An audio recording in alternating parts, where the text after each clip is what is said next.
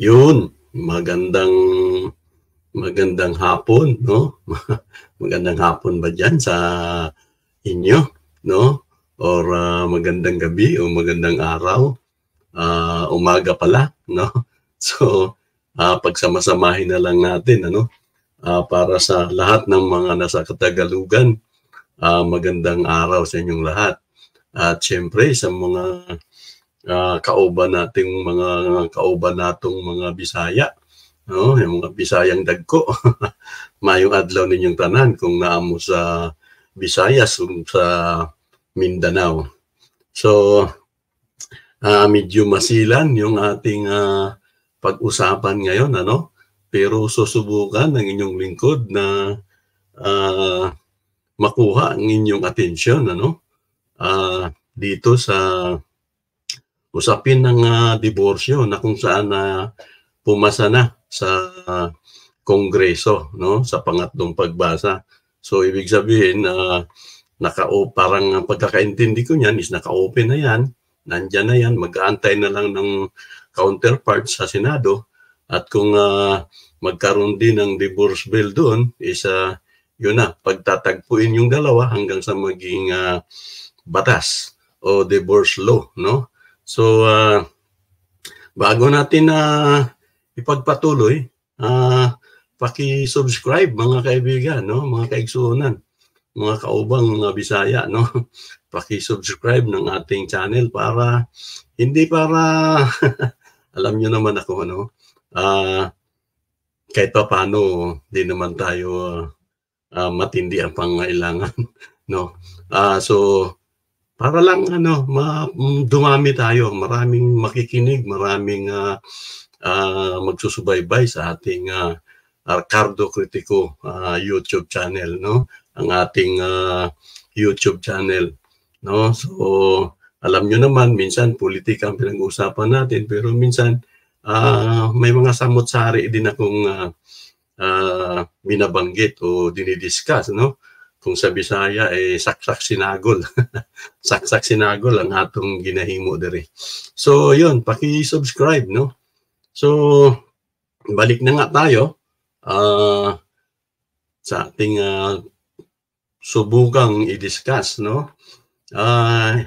Yun nabanggit ko na nga kanina na pinag-uusapan na rin sa Senado. Sabi ni yung bagong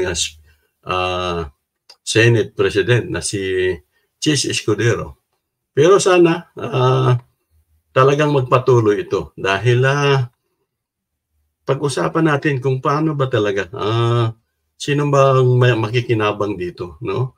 Sino bang makikinabang dito? Una, lahat ng partido siguro, no, masasabi natin. Pwedeng babae, pwedeng lalaki, pwedeng mga anak, no? Magkaroon lahat ng pakinabang dito kung ito ay pumasa na at maging batas na. So, ang una kong sasabihin ay hindi naman kaila sa inyo na mayroon na tayong tinatawag na legal separation, no? Mayroon na rin tayong annulment, no? Pero sa hinaba-haba ng nagkanda-tanda na mahinga na sa mundo, sa sanlibutan, yung iba dyan, ay itong mga batas na ito, na legal separation, quote-unquote, at itong annulment, quote-unquote, ay talagang tama si Ka-Edsel Lagman, ano? Si Congressman Edsel Lagman, na talagang, at iba pa dyan sa Kongreso na sumusuporta dito sa karapatang ito. Hindi ko sasabihin na para lang ito sa mga kababaihan, no? Yung mga nakikinig na mga kababaihan natin, lalo na sa mga may asawa, siyempre, hindi naman pwedeng mag-divorce o mag-legal separation yung hindi naman kinasal, na may kasal na may visa, yan man ay gawa ng mga mayor natin, mga judge, at yung lahat ng may karapatang magkasal. At siyempre, yung mga simbahan, yung mga relihiyon na makatoliko man yan, maiglesia ni Kristo man yan, lahat ng mga gawa ng mga seremonya ng pagkakasal na may legalidad, no? May bisa. Lahat ng mga kasal na yan ang makikinabang dito sa tinatawag nating legal separation na batas na ng ating bansa, tapos yung annulment. Pero yun nga, balikan ko yung sinabi ko kanina, maraming nagdumanas dyan. Maraming dumaan dyan, no? Na sa kasamaang palad, namatay na lang yung iba, no? Pero hindi talaga nagkaroon ng magandang matatawag nating parang magandang patas na pagbigay ng hustisya sa usaping pagiging tali ninyo sa isa't isa, no? Yung pagiging karapatan yung maghiwalay ng matiwasay at may mga dignidad pa rin kayong natitira, may mga hindi rin nawawala yung respetuhan o hindi nawawala yung mga pagbibigay tulong sa mga, alam nyo na, yung mga binunga ng inyong pagsasama. So, itong legal separation, maraming nagsasabi na talagang napaka-porsiso, no? At base sa binanggit ni Congressman Edsel Lagman, ay tila kahit ma-approve ka, hindi ka pa rin pwedeng magpakasal, no? Parang tila pwede ka pa rin kasuhan, no? So, ang isa sa mga iniisip natin, para itong nagbibigay pa rin ng parang kaba, no, sa both side, mapalalaki man o mapababae, magkaroon pa rin ng kaba dahil anytime, kahit na nagkasundo na kayo, may legal separation na kayo, ay paano kung biglang nagbago ang timpla ng isa at kakasuhan ka? So, dahil nagpakasal ka, no? So, may problema. Sundan natin yung annulment naman. Itong annulment naman talagang marami nang nagsasabi, hindi man natin nasubukan yan, pero ang dami nang nababalita, no? Na tila ito ay para lang sa mga mayayaman, no? Yung mayayaman talaga, mga bilyonaryo, mga milyonaryo. Kasi nga, ubod ng mahal, ubod ng laki ng gasto. So, hindi ito patas, no? Sa atin, tulad sa atin, sa ating bansa, na napakadaming mahihirap. Kaya hindi ito patas na batas. Kumbaga, hindi naman kasi lahat tayo makikinabang. Dapat, ang batas kasi ay dapat mapapakinabangan ng ninuman, no? Anumang kasarian ka, anumang estado mo sa buhay. Mahirap ka man, mayaman ka man, dapat pareho kayong makikinabang. Pero dito sa annulment na sinasabi, ay talagang ito ay masama mang tingnan, pero para tuloy ginawa lang negosyo ng mga korte at ng mga nag-aabogado, no? Kasi sa haba ng at kailangan mo ng napakaraming pera. So problemado problemado pa rin ang mamamayang Pilipino, ang mga mag-asawang Pilipino kung sakaling sila ay may gustong gawin sa kanilang pagsasama. So dito pumapasok yung divorce bill na pinapanukala ngayon ni Congressman Edsel Lagman at maraming mga sumuporta na ang mga sumuporta is masasabi na nating mga malalawak ang pag-iisip, no? Malalawak ang pag-iisip at nakikita na nila yung mga karapat-dapat na gawin. Sige, pakinggan natin, no, mga kababayan, mga kaigsuunan, mga kauban akong mga Bisaya diha sa Mindanao, sa Visayas, no? Pilipinin mo. Si Stella, sumubok ipaanal ang kasal nilang magigong kasal, di gaya sa annulment. Magkakaroon din ng karapatang ikasal muli ang mga nagawaran ng diborsyo. Pinang hindi bababa sa 5 taon at imposible nang magkabalikan. Divorce does not destroy a marriage. It is marital infidelity, marital abuse, and marital abandonment, among others, which destroyed a marriage.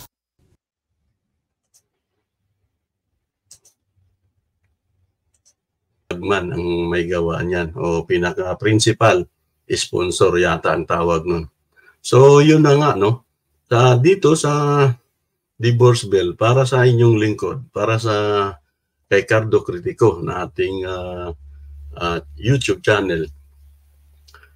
Masasabi ko kasi na ito ay yung ano no, ito yung parang bago kaysa doon sa legal separation at sa annulment. Binabanggit nga ni binabanggit ni nitong si Chis Escudero na baka pwede rin daw ayusin na lang yung annulment. Pero para sa akin, mas mainam ito, no? Kasi kung babalik ka doon sa annulment, talagang ando na naman yung pag-usapan nyo yung presyo, pabababain kasi nga hindi siya makamasa, no? Hindi siya kayang i-afford ng mga nasa squatter, no? Sabihin man natin ang isang level ng ating mga pamumuhay.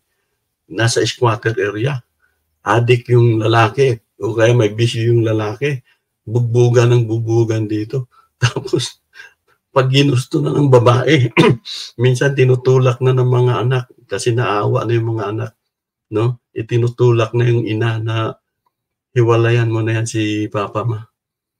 Natatakot yung babae, no?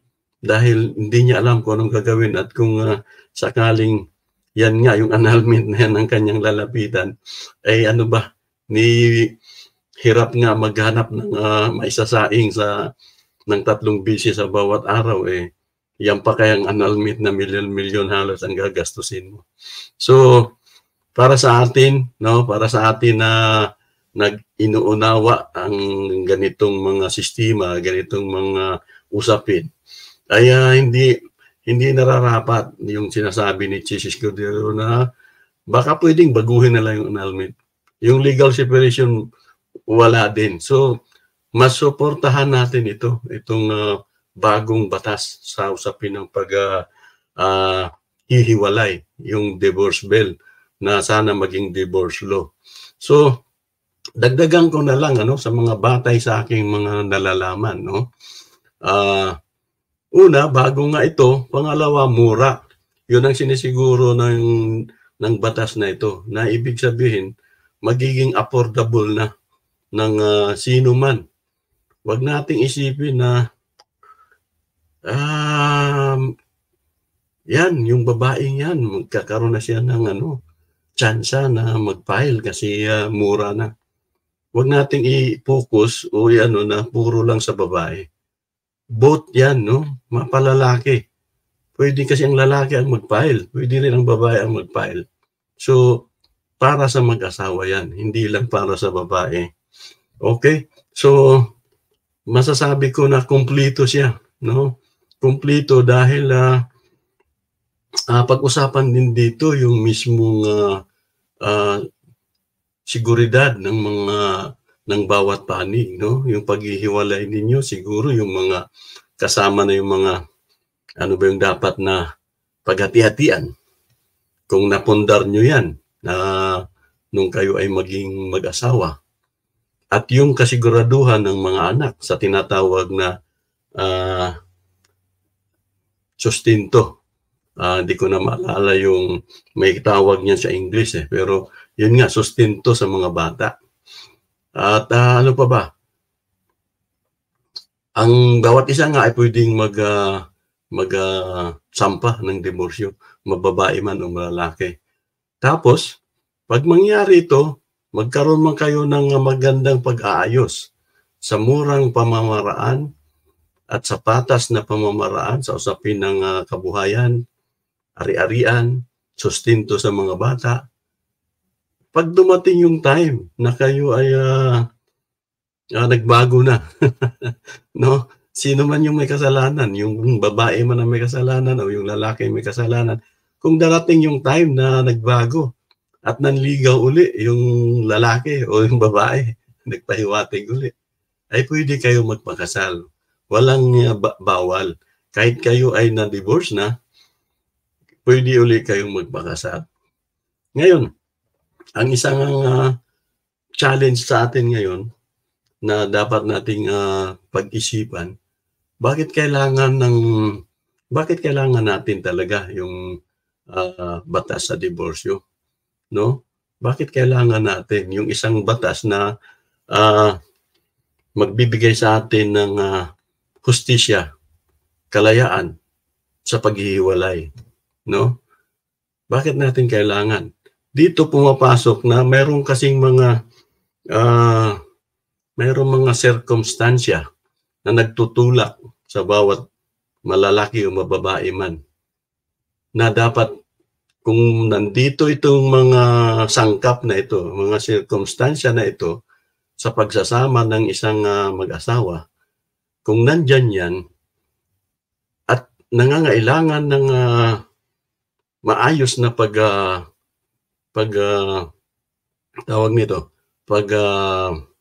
resolba sa problema nila, ito yung kailangan natin, no? Umpisahan natin yung pang-aabuso. Dahil ang isa sa magkapares ay naaabuso, no? Ano yung ibig kong sabihin ng naaabuso, no? Mayroong tinatawag diyan na physical, no? Hindi nawawala. Mayroong mga lalaki man o babae man na hindi natin alam kung lumaki siguro siya sa pamilyang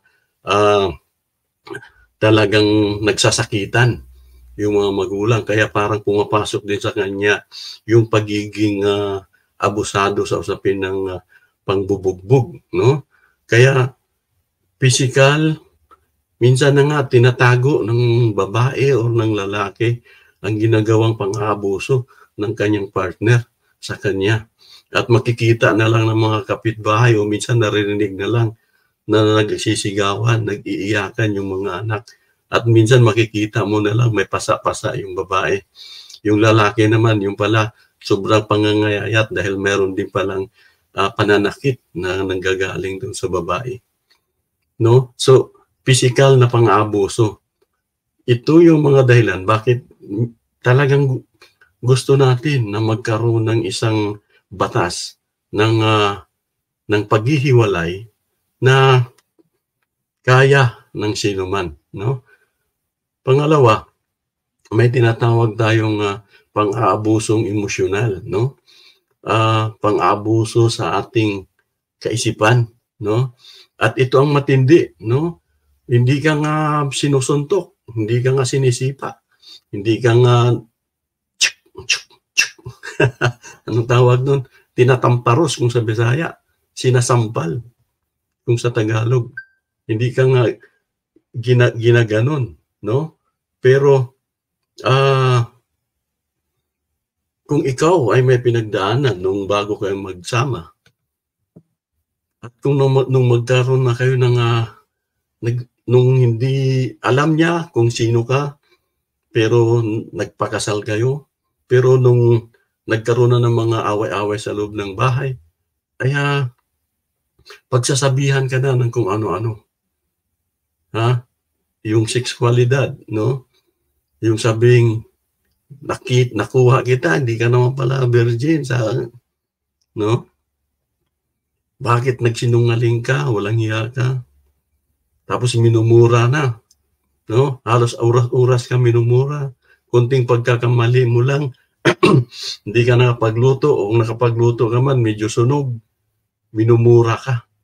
Sa isang maliit na minumura ka na ng iyong partner sa buhay.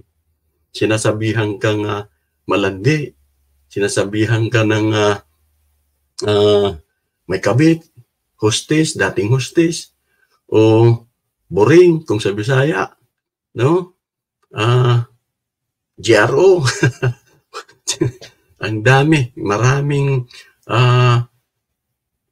emosyonal, maraming pang-aabuso na ang isipan mo ang tinitira, no? Nawawalan ka ng respeto, nawawalan ka ng dignidad sa iyong pagkatao. At ang pinakamasama, kung naririnig ito ng iyong mga anak, ng mga kapitbahay na ikaw ay araw-araw, oras-oras minumura ng iyong partner, no?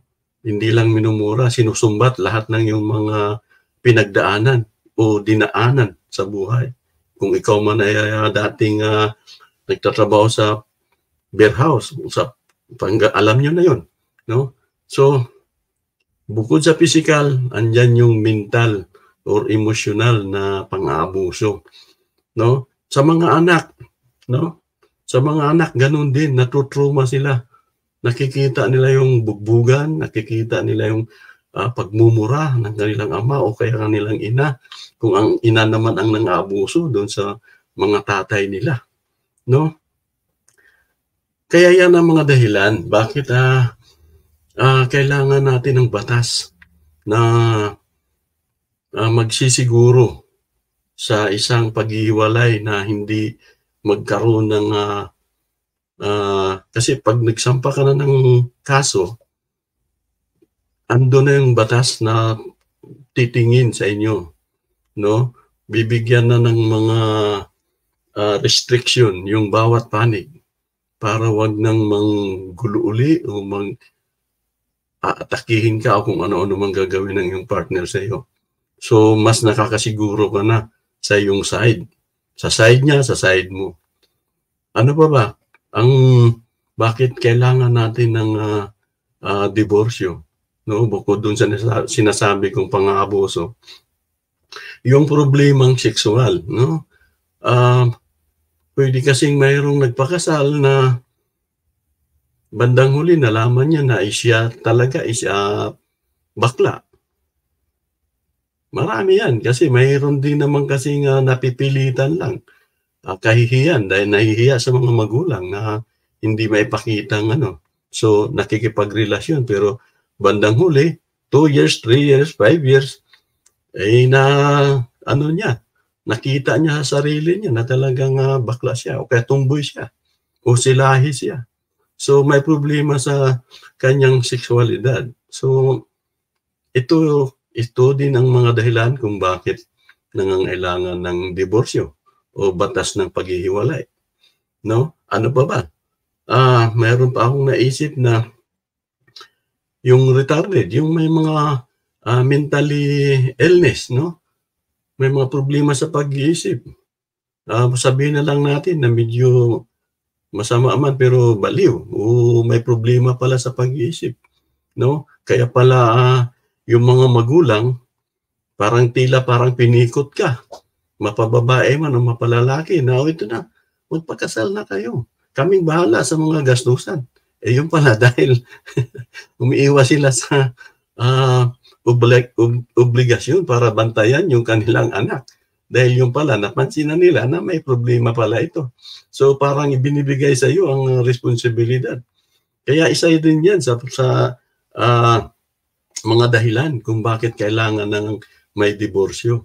Kasi yan ang pwedeng maging rason, no? Maging rason mo para kayo ay tuluyang maghiwalay na, no? So, ang sinasabi ko, pang-aabuso, mapalalaki, mapababae, tapos may problema sa sexualidad, no? Tapos may problema sa pag-iisip, yung sino man, babae man o mapalalaki, no? May naalala pa ako doon sa pang-aabuso. Ito, napakalupit nito, matindi ito. May mga tao, alam nyo, mga kaigsunan, mga kababayan, may mga kaisipan pa rin na madalas sa kalalakihan, no? Nakakahiya man, pero mga bro, no? Mga bro. Ganun ba? Mga bro, no? Mayroon pa rin mga kalalakihan na makitid. Sabihin ko na, diretsuhan, ano? Makitid ang utak. Ang pagkakaalam nila sa pag-aasawa isa tawag nito bagay o materialis na hawak o pag-aari yun. Pag-aari na nila yung babae. No? Ano ba sa Bisaya yun?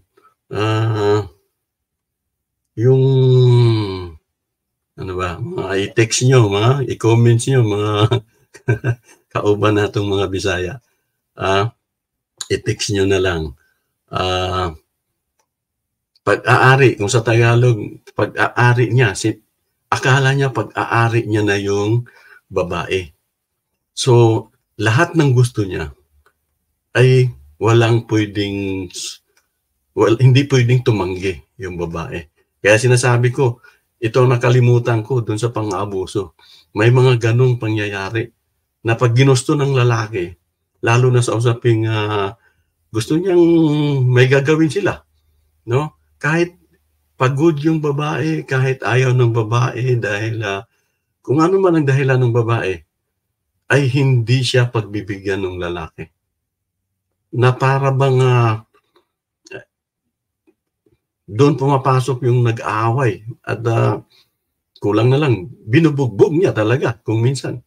Dahil nga, bakit hindi ayaw yung babae, yung kanyang asawa. Kaya nga may batas na ngayon, di ba?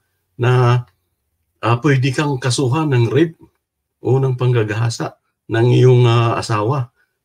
Kung gagawin mo yung sexualidad na yun, o pagtatali, na hindi ginugusto, pinilit mo. Kahit asawa mo na yan, may karapatan siyang umayaw. Kung nasa panahon naman siya nang hindi talaga siya may sakit, o kung ano man, may nararamdaman sa katawan. So, kung hihiling ka, may karapatan siyang umayaw, no? Pansamantala habang mayroon siyang problema. Kaya pag ginawa mo yan, pang-aabuso yan, no? So, napakahaba nitong ating no? Napakahaba, hindi pa tayo nasa kalagitnaan pa lang tayo, no? Pero siguro gagawin natin may part 2 tayo kasi nasa part 1 pa lang tayo, no? Na ipapakita ko pa lang ang mga dahilan nung tawag nito, mga dahilan ng pag-aaway at mga dahilan ng ano ang mga rason para dapat magkaroon na ng isang batas ng paghihiwalay na patas, mura at madaling gawin ng kinauukulan. Okay, pansamantala tayong titigil, ano? Kasi ang inyong lingkod ay pupunta na sa trabaho. Okay. Okay, here we go. Balik na tayo. Buti may post pala dito sa StreamYard natin, no? Hirap talaga nitong ignorante tayo. Pero yun na, hindi ko na lang sasabihin kung ilang oras itong naka-post, no? At least nakapasok ang inyong lingkod sa trabaho at tuloy ang buhay. Okay, so magpatuloy tayo, ano? Mga binanggit ko na nga yung mga pang-abuso, no? Na siyang dahilan kung bakit maraming tao ang naghahangad, no? Na maging matiwasay ang paghihiwalay at legal at abot kaya ng bulsa at para maging mapayapa yung bawat panig. So, ang nasa kalagitnaan na tayo, halos patapos na tayo, ang isa pa sa gusto kong alamin natin, o ang isa pa sa mga iniisip ko na mga ang rason naman, sino naman itong natatakot, no? Kung sakaling madali na ang usaping paghihiwalay, no? Yung diborsyo na nasa kongreso nga ngayon na nasa huling pagbasa na at na-approve na. So ipapasa na lang yan o mag-aantay na lang yan, sabi ko nga kanina, ay kahapon, na mag-aantay na lang yan sa counterpart ng galing naman ng Senado. So ang isa sa mga nakikita nating mga posibleng aayaw, tandaan nyo mga kaigsuunan, mga babae diha sa Visayas, no? Kababaihan naman sa Luzon, ano? isa lang nakikita nating pwedeng umayaw, no? Una, yung partner na tamad, abusado, no? Bakit kamo, lalo na kung tamad, ay wala na siyang uutusan, wala nang gagawa sa gawaing bahay, no? Wala nang mamamlansa, wala nang maglalaba sa kanyang mga damit. So, yan yung mapang-abuso na nga, pero ayaw sa ganitong magiging batas. Dahil natatakot siya na pag nawala ka bilang partner sa buhay, ang turing niya kasi sa iyo is katulong, no? Hindi partner sa buhay, sa hirap at sa ginhawa. Ang tingin niya sa iyo is pag-aari niya o katulong niya. Tagalaba, taga-hatid ng pagkain niya, taga-bili niya ng sigarilyo, taga-bili niya ng alak. So, isa yan sa mga malamang na umaayaw sa batas na ito. Sino pa ba? No, sino pa ba yung may takot sa diborsyo? Yung wala doon sa sinabi kong mapang-abuso, pero may pagdududa. Ito ang pangalawa, yung may pagdududa sa partner nila. Na para bang natatakot sila na na pinikot lang ba nila yan o no? May pagdududa sila sa pagmamahal ng kanilang partner. Bakit gano'n, no? Bakit kung may pagdududa ka, ayaw ka sa ganitong bagong batas ng paghihiwalay. Dito mo nga mas masusukat kung ang yung partner ay nagdududa ka lang o talaga namang gusto ka. Kasi pakatandaan natin, kaya nga kayo nagpakasal dahil naniniwala kayo sa isa't isa na mahal nyo ang bawat isa sa inyo. So, bakit magkakaroon ka ng pagdududa o pagsisilos? No? Kaya parang ayaw mong mayroong ganitong batas dahil baka iwanan ka. No? Mas dito matcha-challenge ang pagsasama ng dalawa. No? Ang dalawang magka-partner. Sino pa ang may takot dito sa diborsyo? Siyempre, yung nabanggit na nga natin na may mga retarded na pwedeng maging dahilan ng paghihiwalay o pag-file ng diborsyo kung may problemang mental o mentally illness yung partner mo, ang matatakot dito yung mga magulang ng babae man, kung ang babae ang may diferensya, o kung magulang man ng lalaki, kung ang lalaki ang may diferensya. Dahil alam nyo naman, di ba? Sino mag-aalaga kung wala ka na? Kaya nga parang patago o palihim nilang i-partner sa iyo yan. Sila pang gumasto lahat-lahat na para matuloy agad ang kasal. Yung pala, kalaunan na-discover mo may problema sa pag-iisip yung partner mo.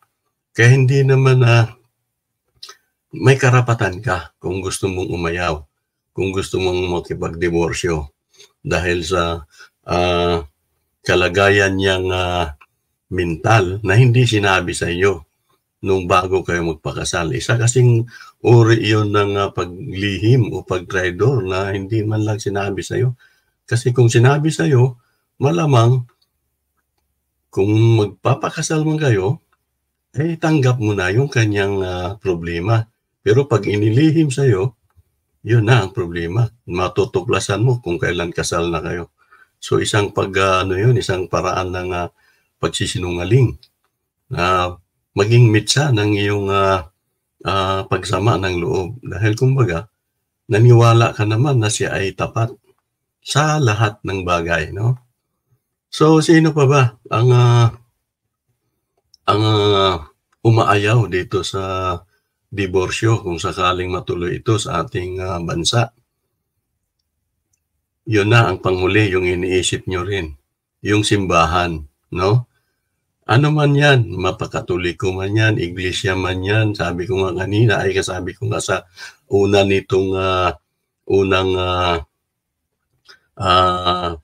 bahagi ng ating video recording o vlog na ito ay sinasabi ko na nga na kahit sino mapakasal ng kasal man yan galing sa huwes, sa mayor, sa iba't ibang relihiyon, basta't may visa, lalo na yung nasa relihiyon, ay sila yung umaayaw o natatakot dito. At lagi nilang sinasabi na sagrado ang kasal. At parang Panginoon lang ang may kapangyarihang maghiwalay. No? Ginagamit nila yung Diyos na siya lang daw ang may kapangyarihang paghiwalayin kayo. Para sa akin, no, tandaan natin ito. Hindi ako naniniwala na ang Panginoon o ang Diyos sa kahit saan man, mga Iglesia ni Cristo, mga Katoliko, mga born again o Mormons o Aglipayan o kung anumang samahan niya na, na nagkakasal, ano? Hindi ako maniniwala na ang Diyos ng bawat relihiyon na yan ay papayagan niya na magsasama kayo sa isang bahay na kung saan puno ng pang-aabuso. Pang-aabuso hindi lamang sa pisikal, hindi lamang sa katawan ng babae o lalaki, no? Physical na pangbubugbog, physical na kung ano-ano ang gagawin, ano? Yung pang tinatawag nating pang-aabuso na yun, iba't ibang klase, no? Mula sa physical, mayroong pang-aabuso sa mentalidad, no? Yung parang tinotorture ka ng iyong partner sa buhay na kung saan dapat magsama kayo ng hindi mawawala yung diskusyon, pagtatalo. Pero kung oras-oras na lang, kunting pagkakamali, minumura ka, no? Tapos sinasabi yung mga nakaraan mo kung sakaling may nakaraan ka. Samantalang nung magpakasal kayo ay tanggap niya na lahat yun at alam niya naman ang buhay mo o yung pinagdaanan mo o yung mga nangyari sa buhay mo. Pero paulit-ulit na sinasabi. So may pang-aabusong emosyonal, no? Bukod sa physical. Kaya ang tanong natin, kayo ba ay sang-ayon na pumapayag ang Panginoon dito sa pang-aabusong ito? Hindi ako maniniwalang pumapayag yung Panginoon. Kaya para sa akin, yung sasabihin nilang sagrado nga kung ang pagsasama ay matino. Pero kung hindi sagrado, kung hindi matino ang pagsasama, ay ang lahat ng yan ay tatanggapin ng Diyos o ng Panginoon natin. Dahil ayaw naman ng Panginoon natin na habang buhay tayong nagdurusa, habang buhay kang malungkot, habang buhay kang inaabuso. So hindi ako maniniwala na ang habol ng mga relihiyon ay dahil doon sa sinasabi nilang salitang sagrado. Pwede namang kung nanghihinayang sila doon sa ginawang misa o ginawang dasal nung kayo ay kinasal, yung ginawang dasal ng kaparian o ng mga pastor, kung nanghihinayang sila doon, pwede namang pag naghiwalay kayo, di magpamisa din ang bawat panig. Ipagdasal din ang bawat panig. Mapababae man o mapalalaki man. So kung yun lang din naman ang habol nila na mabigyan ng parang tuldok, no? Yung inyong pagsasama. Kung yun lang naman ang gusto na mangyari ng mga relihiyon na umaayaw dito sa batas ng diborsyo. So, ano pa ba? No? Ano pa ba ang nakikita natin mga dahilan ng pag-ayaw nila? Siguro yun lang, no? Yun lang talagang nasa isipan ko, no? Yung partner na takot dahil sa katamaran, wala na siyang mapag-uutusan. Yung partner na may duda sa kanyang mahal sa buhay na baka kung kailan may diborsyo na, ihiwalayan siya. No? Sino pa? Yung may diferensyang partner sa buhay, na ang mga magulang nito ay dating nag-aalaga sa kanya, pero kung may mental illness pala ito, ay sila ang natatakot na maghiwalay kayo dahil mababalik sa kanilang responsibilidad. No? So yun ang mga nakikita ng inyong ng ating channel, no? Ang ito yung mga rason, no, na parang natatakot sila na ipatupad, no, o magkaroon ng diborsyo sa ating bansa. Kung saan hindi naman silang nagsasuffer, no, sa loob ng bahay, sa loob ng apartment, sa loob ng kubo man yan, no? Hindi naman sila nagsasuffer. Kayo na mag-asawa at yung mga anak ninyo, kung may mga anak na kayo. Nakakahiya na nakikita ng mga anak ang pang-aabuso sa inyo. So, saganang sana kaisa ko kayo at naunawaan nyo ang diskusyon natin na ito patungkol sa diborsyo. So, maraming salamat, no? 'Yun ang pinaka-rorok ng ating pag-uusap, no? Sana maging daan ito para magkaroon ng kaliwanagan ang ating isip tungkol dito sa batas ng diborsyo. Maganda kasi nga ang batas na ito ay kayang-kaya na kung sino man yung mga nalalagay sa tawag nito, pagsasamang hindi maganda, ay kayang-kaya na dahil hindi tulad ito ng annulment na sobrang napakamahal at sobrang napakatagal ng iyong pagdurusa bago ka man siguro magkaroon ng kalayaan sa iyong partner. Ano pa ba, yung legal separation na kulang-kulang din, so hindi rin maganda. Ito ang pinakamaganda, yung nasa Kongreso ngayon. Okay, so maraming salamat at mayroon ba akong nakalimutan? Sa palagay ko wala na. So mag-ingat tayong lahat, no? Mag-ingat tayong lahat, suportahan natin at unawain nating mabuti ang sinasabi ng batas at kung gaano ito kapaki-pakinabang sa ating bilang mga simpleng mamamayan ng Pilipinas. Okay, maraming salamat at mabuhay tayong lahat.